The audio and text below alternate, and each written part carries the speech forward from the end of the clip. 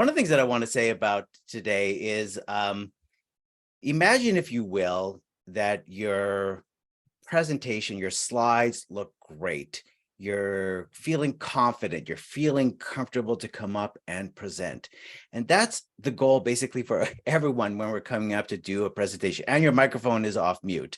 And what we want to do today is give you the skills and the tools and maybe the mindset as well on how you can, number one, get over your any fears you might have or anxieties around public speaking, about presenting with confidence and having slides that you feel really comfortable to show and to present, where there's a great balance between you being the presenter and your slides are also engaging and compelling.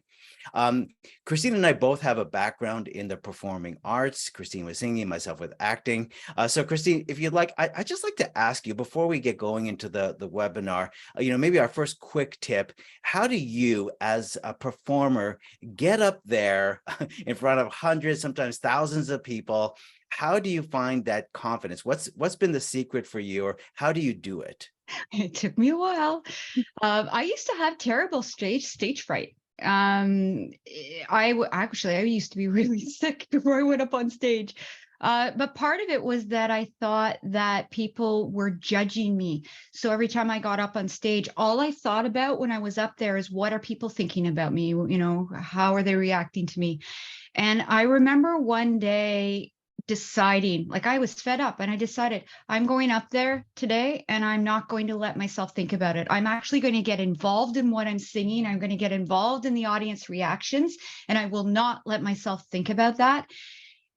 Honestly, Joel, it was the best performance I ever had. And from that point on, it got easier and easier. And every time my mind would go to that, thinking about the judging, I would stop myself on stage. It really works.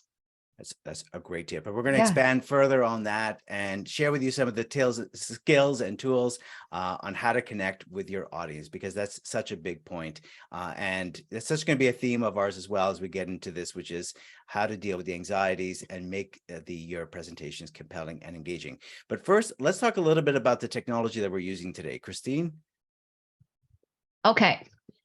We are, as you guys know, you've connected using Zoom.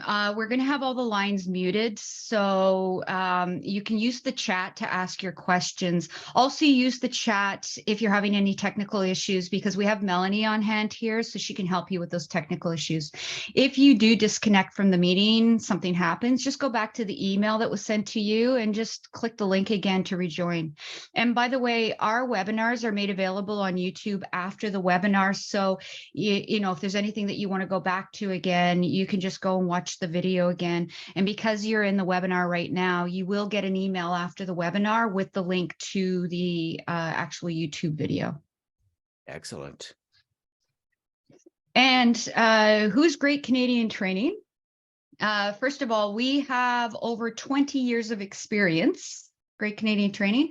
We offer both software and professional skills training. You got the best of both worlds today, me doing the technical, Joe doing the professional skills. We do public and we do private training. We have, if you're in Ottawa, we have a location downtown Ottawa if you wanted to come into the training center. But we also do training on site, and we do, as some of you may know, we do the training over the internet too. We've been doing a lot of that over the last couple of years.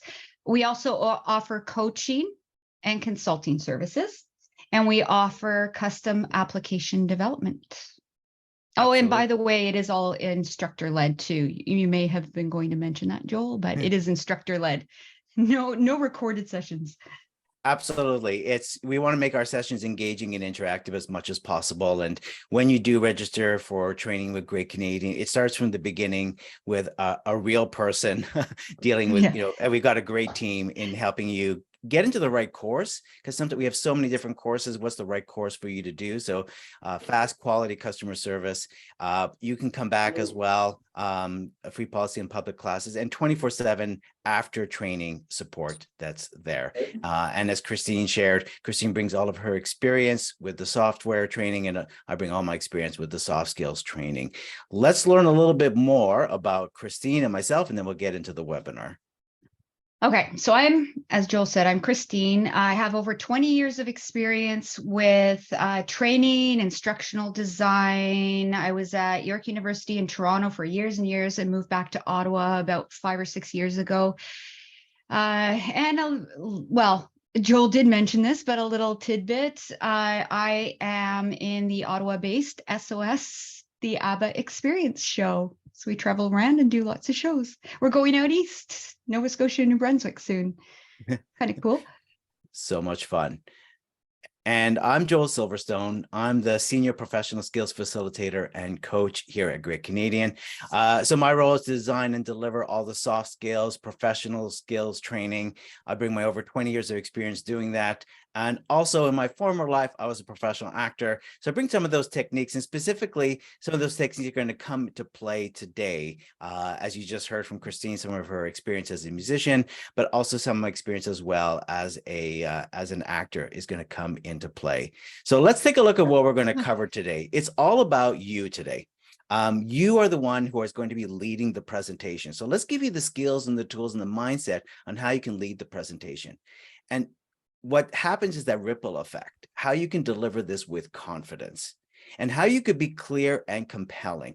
And clear and compelling is not just how you present, but it's also what you're presenting. And when you're going to be working with Christine in this webinar, seeing some of the tools and the skills that are available and the strategies available to make your presentation yourself clear and compelling, but also how it looks and how it appears clear and compelling. And to learn to use those tools that Microsoft has with PowerPoint, there's so many, and what are some key tools that you can use with ease. And our goal today is for you to be a great presenter. So the first part of this webinar, we're going to be looking at your presentation skills so that your presentations are understandable, they're memorable, and they're emotional. And then emotional means that there's a connection and that they're successful, they're free of jargon, free of those buzzwords, free of complexity and free of confusion, and they're very clear. If you're ready, everyone, we have our first interactive part. I'm going to ask you a few questions. So be ready to type in the chat what your answer will be. And here we go. What makes a great presentation? So type in the chat A, B, C, or D. Is it A? Is it bullet points? Lots of them. B, is it a clear message? C, is it data? Lots of it. D, is it valuable to the audience? And it could be more than one answer. Let's see what we've got here. So Constance, we've got clear message, Maria, clear, Liza, all of them. Okay. Michelle, B, Maria, B and D, Michelle, B and D as well. Donna, B and D, B and D. We're getting a lot of B and Ds from Omalad and Constance and Susie and Denise and Erica. Yeah, those are great answers because ideally that's exactly what we want. Ideally, we don't want to see a lot bullet points. We don't want to see lots of them. We want data, but we want just enough that we can comprehend. So we want that clear message.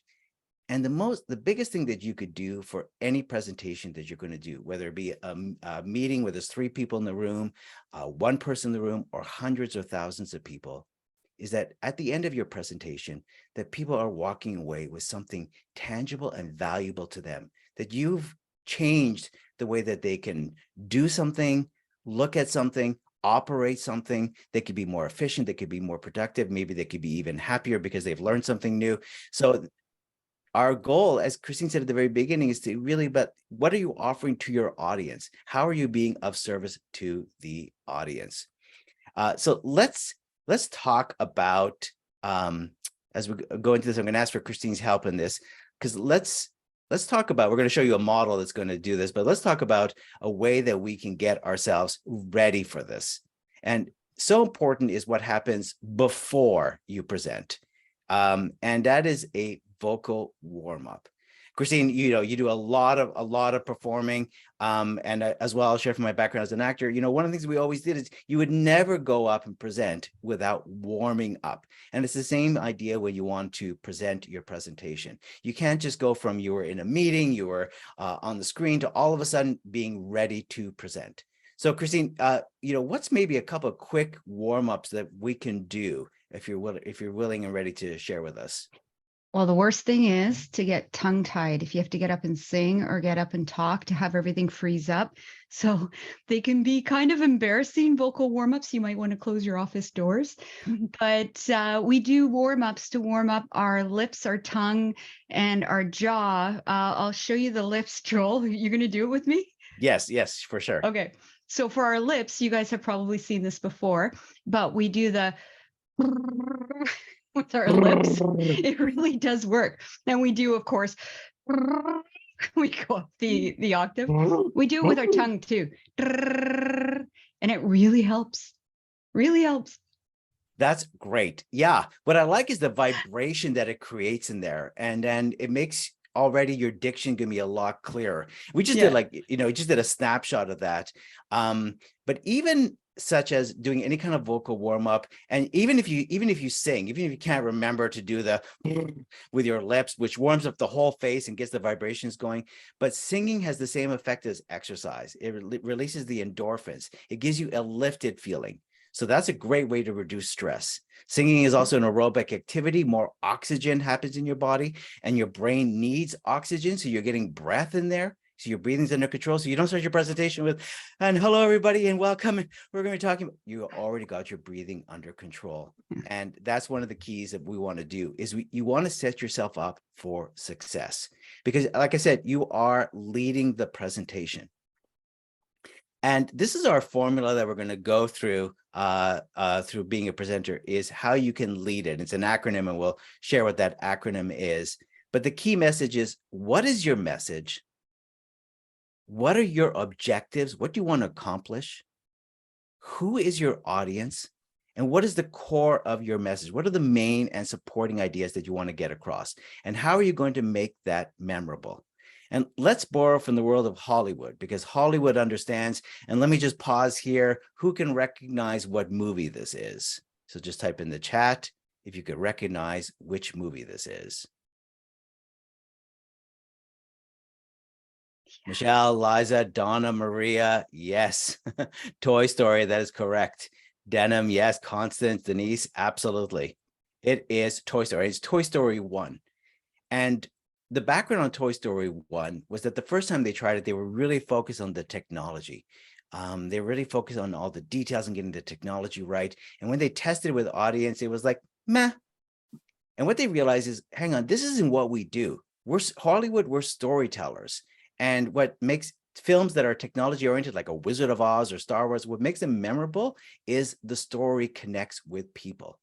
And so they redid the film and were more focused on the story and the emotions that it created, connecting to the audience versus the technology. So have that in mind, that when you are doing your presentation, borrow from the world of Hollywood and keep your presentation simple with a core message that it is about connecting to the audience and not overwhelming them with lots of information. And so how we do this with the acronym is you want to be able to lead this. And there's 4 things here. One is you want to keep it really lean.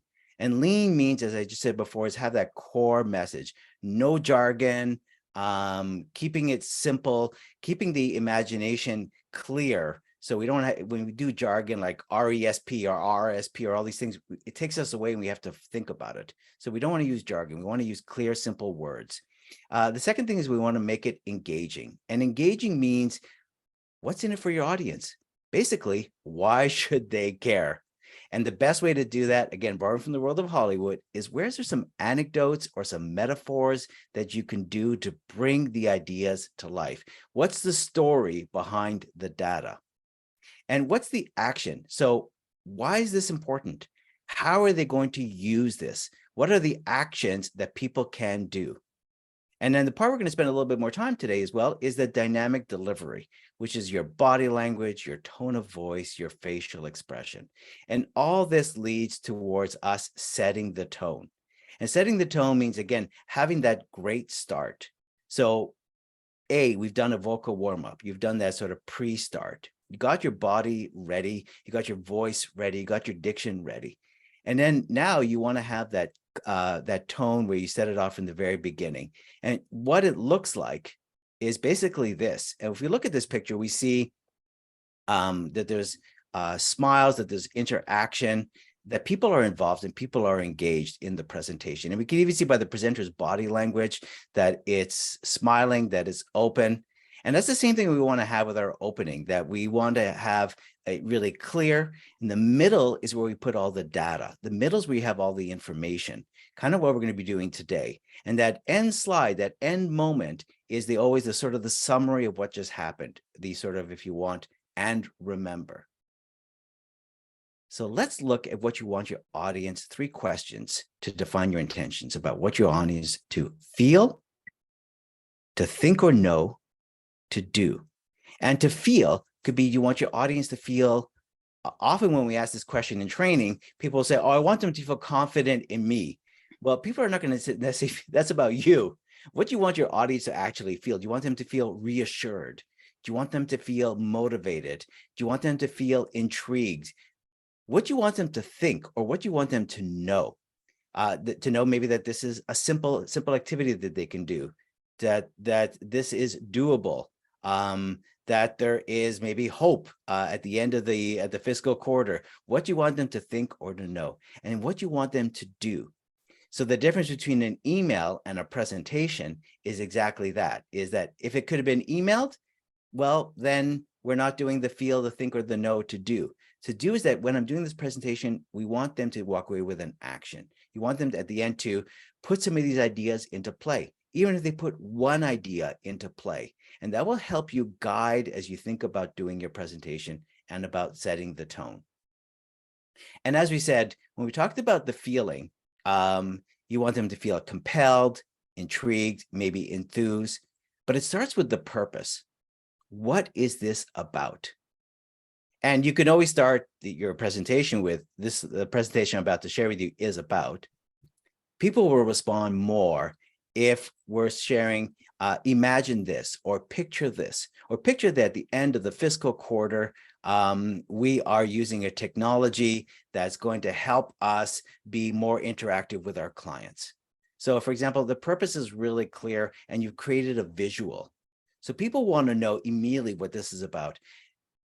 Basically, within the first 7 seconds, people are kind of deciding whether there's value in it for them. They're kind of judging it. So even though, we shared at the beginning that you're not being judged, it's not that you're being judged, but they're kind of subconsciously going, is this presentation worth my time, or how am I going to get value out of this?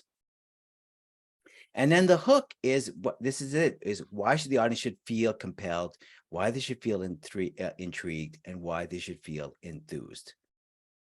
So that's in setting the tone. Now let's talk about creating trust with it. And we see that that's the heart of our Venn diagram here is trust. And there's 3 things that happen within trust. It's our authority, our impact, and our presence. Now, authority, and this is key to being a presenter, it doesn't mean that you are an expert. It means that you have some knowledge to share here. You have a thought, you have a perspective that you are sharing here. And it's how you communicate and how you deliver that knowledge and that expertise.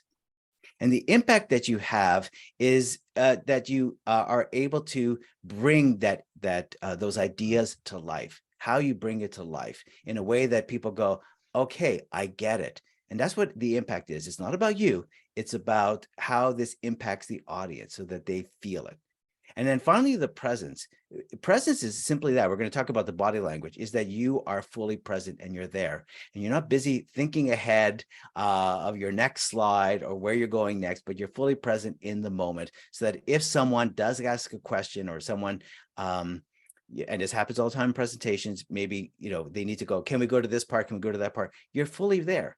And that creates trust. Because in the end, it's not about persuasion. It is about connecting to the audience so that you're a likable person, you're open, you're competent, and you're present. And your body language and tone match your words. One more Hollywood tip here, and that is people would always ask me as an actor, how do you remember all those lines? My son was ushering at his high school play last night, and he was going, how does the actor remember all those lines? I don't know if I could do that. Here's the secret. Actors don't remember lines. we remember our intentions. And our intention is always simple, is why am I saying this? And why am I saying this? Because I want to move the other person. And so when you can remember the intention, then the lines come a lot easier, as opposed to trying to remember words. It's what are the intention of the words? And the key here is trying to move that other person, trying to have an effect on them. So you're focused on them, which mirrors exactly what we said at the very beginning about connecting with the audience. So let's go into our final part here. We talked about lean, we talked about engaging, talked about some of the actions. Let's get into the dynamic delivery part here. And I'm going to have Christine, I'm going to have you help me out in just a couple of minutes here again. But what does your audience see or hear? What does your audience see or hear? And so let me ask you, people of the webinar here, I have a quick survey question here for you, which is, if we look at this making 100% body language, tone, and words, that this makes 100%.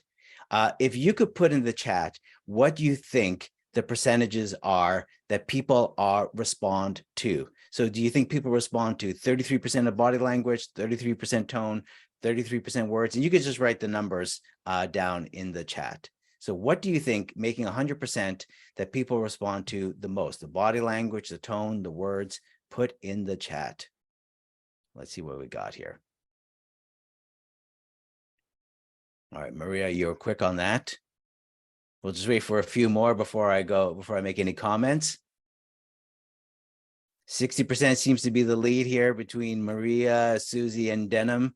Denise as well, saying 60% towards body language. Jan saying more 50% body language and 25-25 for tone and words. Michelle also thinking tone has 40%, words 20%. Tone 70%, Constance says 30, and then Omalad 60, 20, 20. Some great answers here. Let's take a look. Body language accounts for 55%, tone 38%, words 7%. Wah, wah, wah. We always think words have so much impact, but the truth is, and this was created by an engineer. And was wondering, why is it when I'm communicating, why is it when I'm saying things, people are not responding? Like, I'm giving great information here. And then you realize that people look at the body language first. And this can still happen virtually. And, in virtually, as you can see here, using our hands as an example, and this was a great tip I got, which is use your T-Rex hands, which is sort of bring your shoulders, your elbows into your body to make like a T-Rex. Because when our hands are open, it shows trust. And tone of voice. People look at that first before to believe the words. It's kind of when we make decisions, we use our emotions first and then logic to substantiate it afterwards.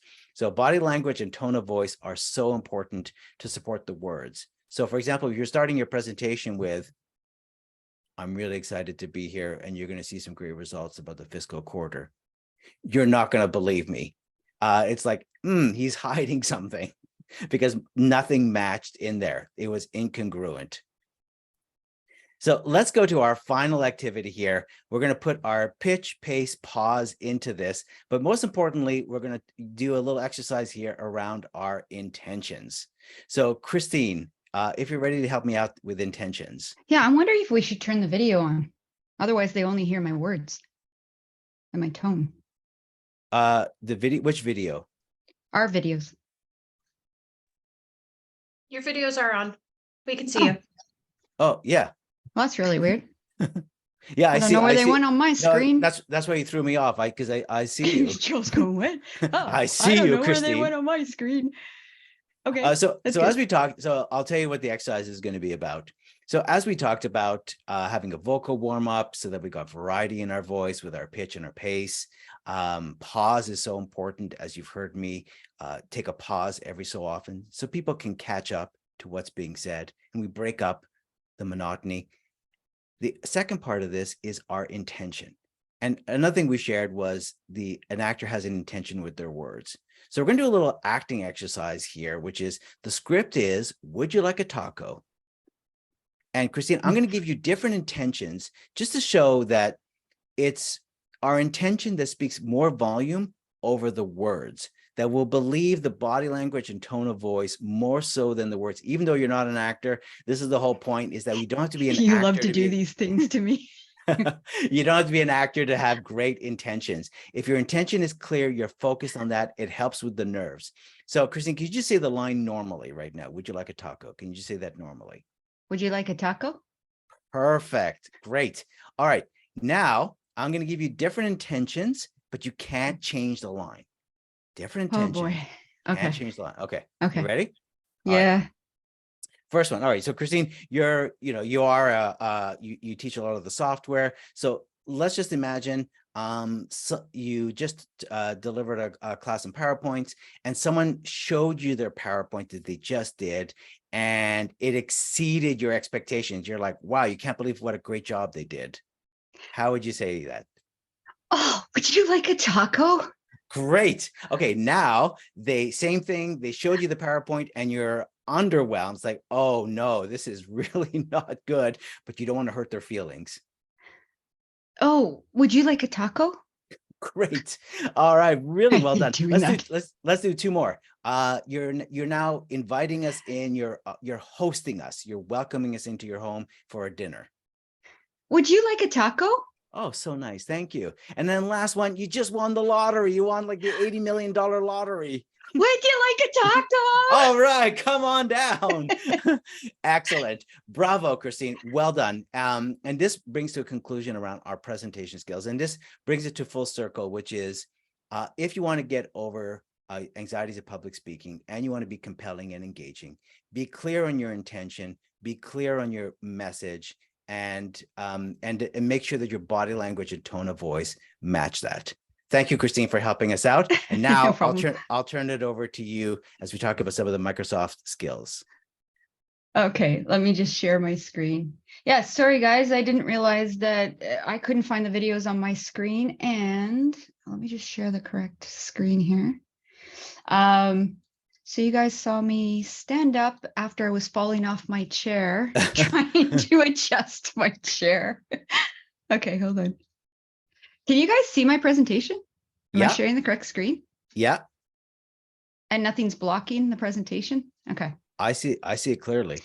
Okay, perfect. So up to this point, Joel has given you some amazing tips on how to be a great presenter. So what we're going to do now is take your skills to the next level by incorporating some PowerPoint techniques. And we all know that PowerPoint can be a really powerful tool in conveying information, but if it's not used correctly, it can actually detract from your presentation and it can cause people to disengage.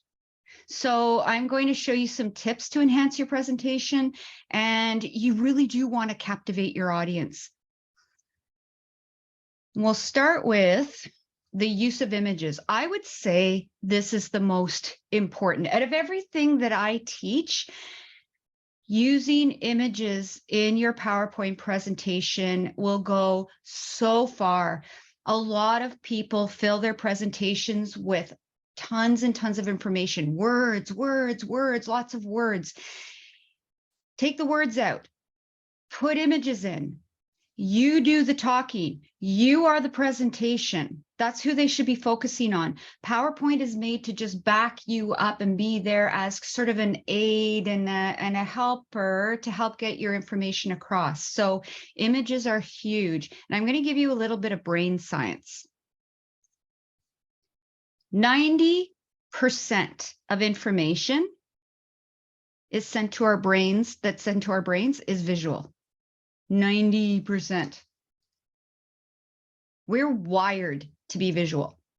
Joel talked about, he was asking you about the percentages, right? For the body language, the tone, the words. If you want to have your audience understand and retain information. And when I say understand, I know a lot of you guys, you give presentations with a lot of maybe charts and graphs and lots of statistics. You want people to understand and retain the information. So if you do, I will give you some percentages here. 80% people retain what they see.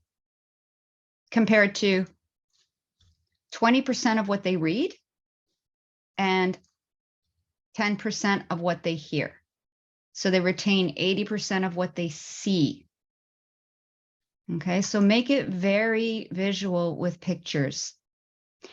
When it comes to inserting images into your presentation, now I'm going to pop this out. I'm going to have to drag this over. I'm going to go back and forth because I do have to pop it out once in a while to show you something. When it comes to inserting images, I know you always have to think about copyright and where you're going to get the images you need for PowerPoint. I'll give you a couple of little tips here. If you don't have any images and you need to search for them, if you're within PowerPoint and you go up to, oh, hold on.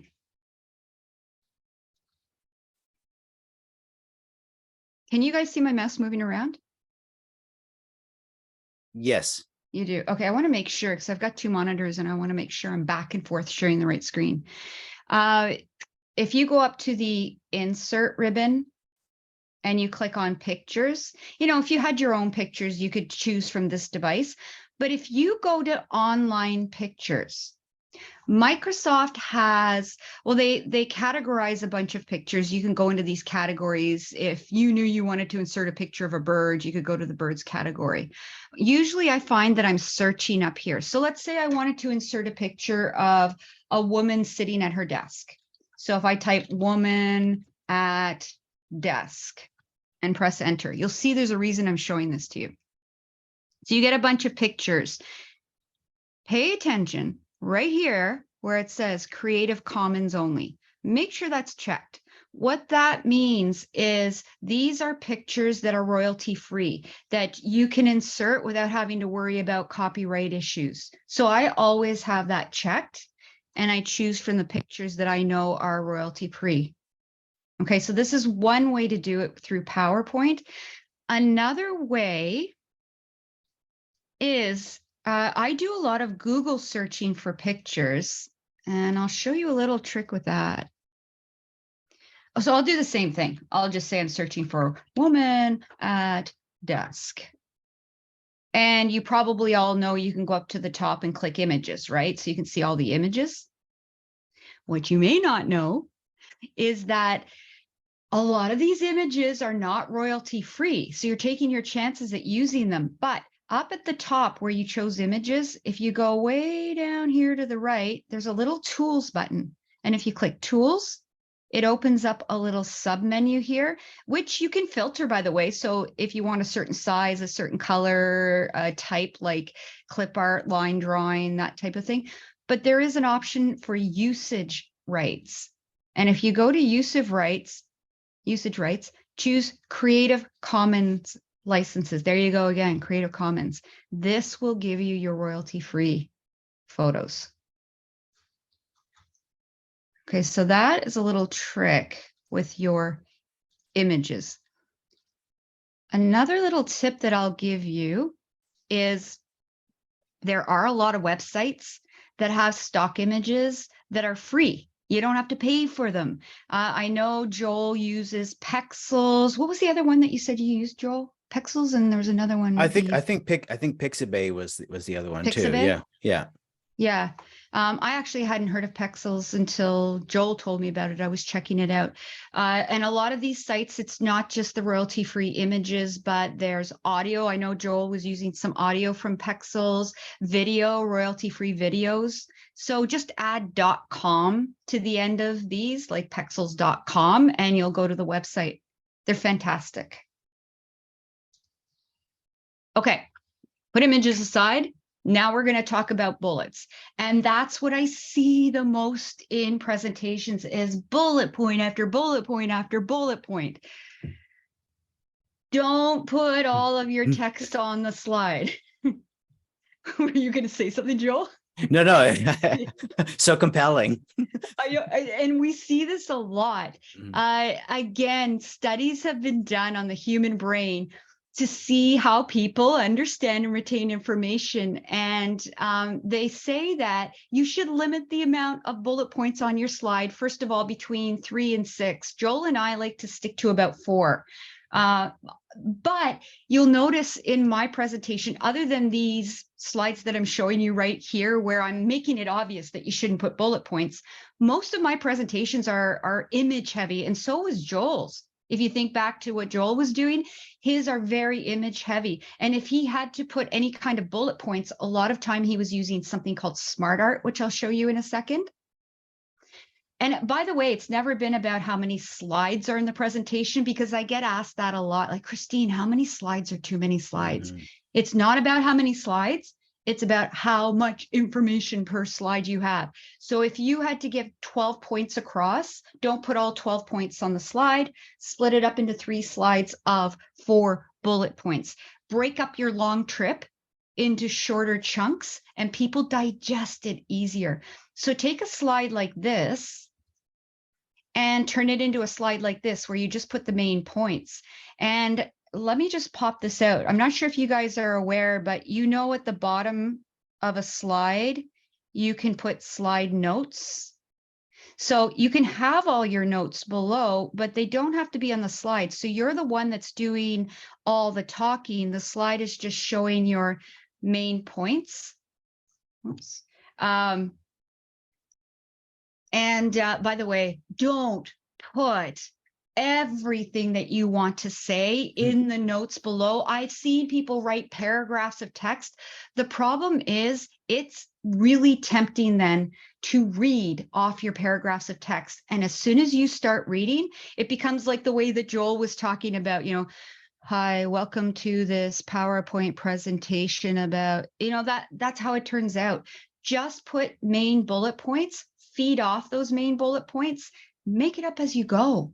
Trust me, it will flow. And then you can take that slide that had the 4 bullet points and make it even better with animation. So rather than show all 4 bullet points on the slide at once, because I guarantee you, if you're on the first bullet point talking, somebody's reading ahead, they're already on the 4th bullet point. Our brains cannot handle digesting more than one message at the same time. So they're not even listening to you as they're reading your bullets. But do something like this. You know, click, talk about the first bullet. Click, the first bullet grays out. It's still there. It's just gray. Talk about the next one. The next one. And look at this. I can lead your eye wherever I want. I'm in control. I can lead you wherever I want to go. So this is an option. Or even better, let me pop this out. Even better, like I mentioned, you can use Smart Art.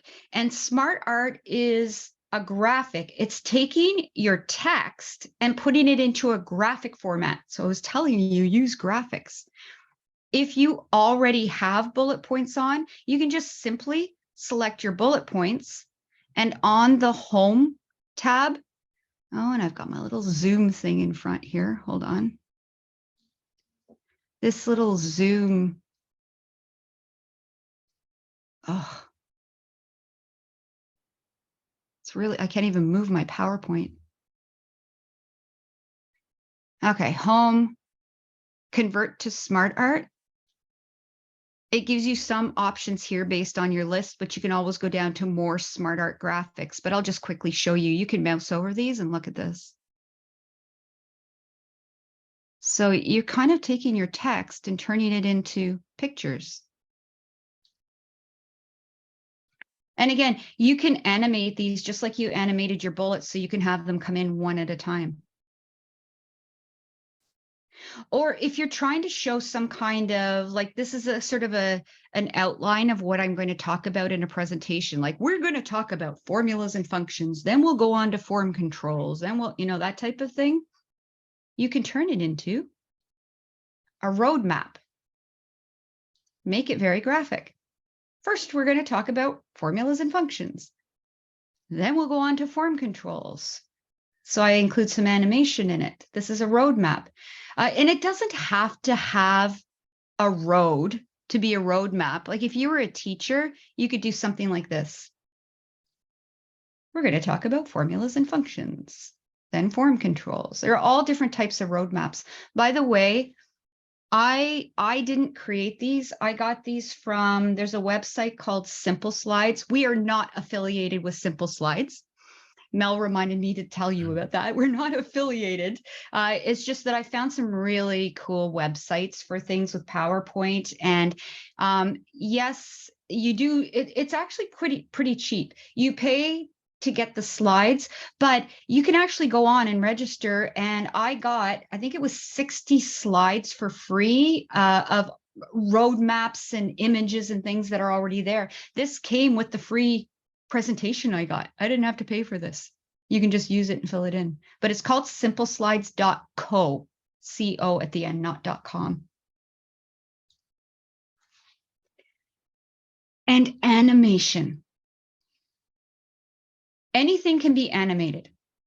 If it's on your slide, it can be animated, anything. But don't animate just to animate. Don't do things like, okay, I'm going to go to the next slide and I have a photo on the next slide. How about when I go to the next slide, let's make the photo fly in and land on the slide because it's going to look really cool. Don't do it just for it to look cool. I use animation for two reasons. In two places I've used animation. One is to keep people focused on what you're talking about. So I showed you an example with the bullet points. I want to keep people focused on the topic that I'm talking about. So I'll animate them one by one. That's one way. Another way that I use animation is to explain a concept. It could be to explain a difficult concept. You can do through animation. It could be a simple concept, but just by using animation, it keeps people engaged in your presentation. And I'm going to give you an example. This is it's not like a difficult concept, which I'm going to show you, but it will give you an idea of where you could use animation. So let's say you had to talk about communication breakdowns in the office. And what do you do about communication breakdowns? So rather than just put a bunch of bullet points about why do communication breakdowns happen and what can you do to resolve them, you could do something like this. So here we have Mary, and here we have Mary's boss, Joe. And unfortunately, we've noticed that there's a communication breakdown happening. Mary has become gloomy and unproductive. So what are some of the things that Joe can do to encourage good communication and create a happy and safe working environment? Well, one of the things he can do is employ an open door policy in the company. Another thing he can do is listen actively and be open to hearing all sides of the situation. He can ask for feedback and tips on how to foster positive communication. And he can define clear goals, requirements, and priorities. By taking these steps, you can help create a culture of effective communication in the workplace, which can lead to improved collaboration, productivity, and job satisfaction. You know, that kind of thing. It's to explain concepts, not just to make your presentation look fancy. If you're just throwing animation in to make it look fancy, it actually does the opposite of what you are trying to do. It actually makes people think that you're trying to cover up for not having good content. You're just trying to make it look fancy.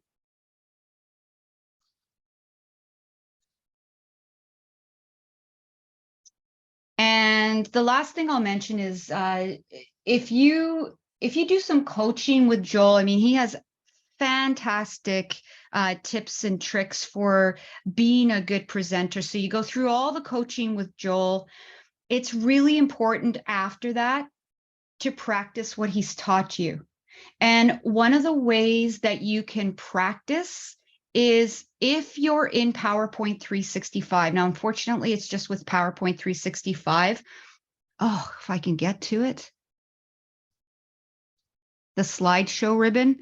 There's a rehearse with coach button. I'm not going to run it right now, but it can, once you run it, you start to go through your presentation slide by slide as if you were giving the presentation. Think about all the things Joel taught you: pacing, pitch, don't use filler words. Like I use a lot. I probably did it in this presentation. When I use that rehearsing coach, it's always yelling at me not to use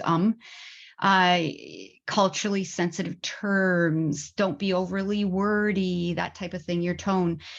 So you practice and it will give you feedback, and it will tell you things like your pace was a bit slow, or it was a bit fast, or your pitch, use different pitches, you were too monotone. I use it all the time. Sometimes I talk too fast, and I might have talked too fast in this, but practice, practice, practice. And it's built into the 365 software, which is pretty cool. So I think that's it, Joel. Yeah. Joel's going to actually bring you over to the website and just show you a couple of quick things, and then we are going to take your questions if you have any questions. Yeah. So that was great, Christine. I'm like taking notes. This was absolutely really good. So can we see the website? Oh, you're not going to share your screen? You want me to? No, I thought I was sharing the I screen. can see it, Joel. Yeah, I can see the perfect. website. Oh, I thought you Okay, asked great. me to share it. Okay. I misunderstood. So this was really good. And we're gonna take your questions. So if you want to start, you can start putting your questions in the chat and we'll answer them. We're gonna take you on a tour of the website and just talk about some of the courses that are available specifically, and some of the free resources that you can do. So if you go to greatcanadiantraining.ca, and then if you go over here to courses, you'll see that we have something called the Great Series, and we got presentation skills. So everything that we just talked about today gives you a chance to practice this. This is a combination of working on the Microsoft PowerPoint skills with Christine, and then working on the presentation skills with myself. All this in one day. So you could bring a presentation you're working on, we'll help you shape it, or we've got some fun stuff that we could work on. But the idea is that in one day, work on making your presentations great, from the look that we just saw, Christine, some great looking slides there, and how to use animation, which is, I think, always a challenge for us, how to make it look good and not make it look cheesy. So that was great. And then how to present and feel confident and feel compelling in how to do that. We've also got other parts of our great series, such as becoming a great team with MS Teams, Microsoft Teams, but also then doing some team building. So there you go. We've got some upcoming public classes for Become a Great Presenter with Microsoft PowerPoint and presentation skills. And you've got some public classes, but also, as you heard, we also do the private training. As part of the courses, if we go over here, we've got our PowerPoint skills. So Christine, if you want to talk a little bit about this. Yeah, we have 2 levels of PowerPoint, the PowerPoint level 1, PowerPoint level 2. The PowerPoint level 1 sort of builds it from the ground up and teaches you really how to lay out your slides. It does introduce you to animation, transitions and things like that. And then if you decide you want to go on and take it a step further, you go on to PowerPoint level 2, which dives deeper into things like animation, transitions, sectioning your PowerPoint, creating custom PowerPoint presentations. Plus, we just introduced a new course called Creating Visual Infographics with Microsoft PowerPoint. So there you go with the infographics. I was telling you to use graphics. That's a great course to take for that. That's all right. That's awesome. And then if we go over here to the professional skills side, and we got in facilitation presentation skills, again, we've got different ways of looking at this. So you could work on your facilitation, or you could work on your presentation skills. But a lot of tips we just shared today is under this, the inspire and deliver great presentations. And as you can see, we've got some upcoming public classes on that.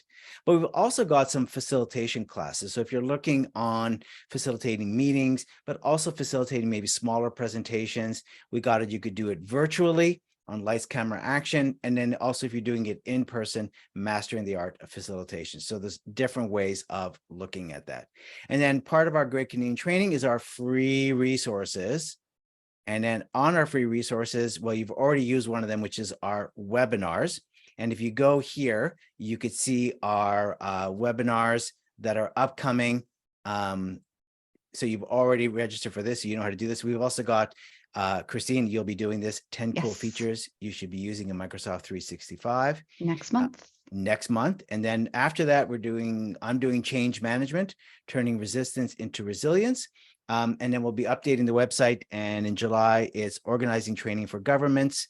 August is computer basics. September, customer custom data visualization or data visualization. Mhm. And I'll be doing October, that too. oh, perfect. And then October, how to be persuasive in your writing and your communication skills. And then one more thing on the free resources is our podcast, which is hosted by myself. It's the Great Canadian Leadership Podcast. Comes out twice a month. We share tips on leadership and communication skills.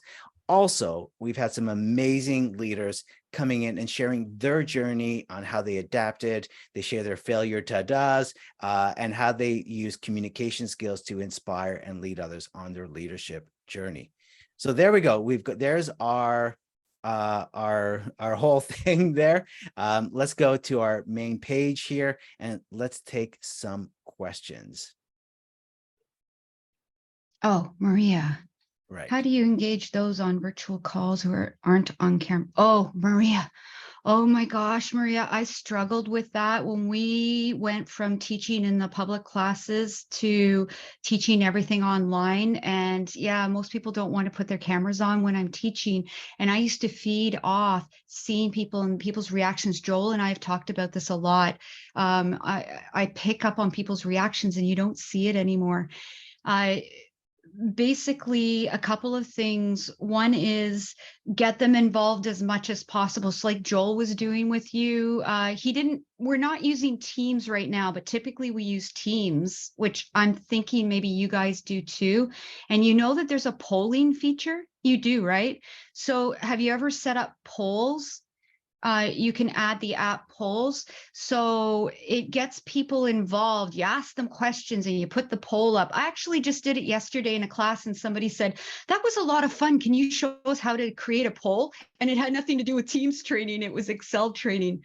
So polls are really good to engage them. And remember, Joel was talking about your tone of voice. So I find when I'm teaching, when you slow down or pause or speed up or drop your voice or pick up your voice, it catches people's attention. So when I get to important things, so if I'm talking like this and I get to important things, you'll hear me pause and then I'll talk like I'm having a serious discussion with you. So guys, don't forget, I'll use little things like that. And it actually, even if somebody's sort of drifting off and not paying attention, it brings them back again. But oh, Maria, I'm with you. I know it's really difficult, isn't it? Yeah. Yeah. The polls are good. Is there something else, Joel, that you use? Yeah, Other I'm than just not polls? sure if my microphone just sort of went dead there. We can still hear you. Okay, great. Yeah, chat is probably the best thing to do. Is sometimes you don't always have the time to set up the poll or do that. So to be, in the moment when there's something you could say, can it be a question? So instead of saying something, maybe I can ask a question. So instead of saying, you're gonna see why we are leading this quarter or whatever, and then you can maybe turn that into a question, go, any thoughts on why we are leading this quarter, and get people involved in the chat. So one is, don't take it personally if people haven't turned their cameras on. People are a little bit zoomed out. Yeah. Use the chat, absolutely. And you can also tell people that as I go through this presentation or this virtual meeting, I will be asking for some input. So be ready, as I'll be asking some questions. So you could set the expectations.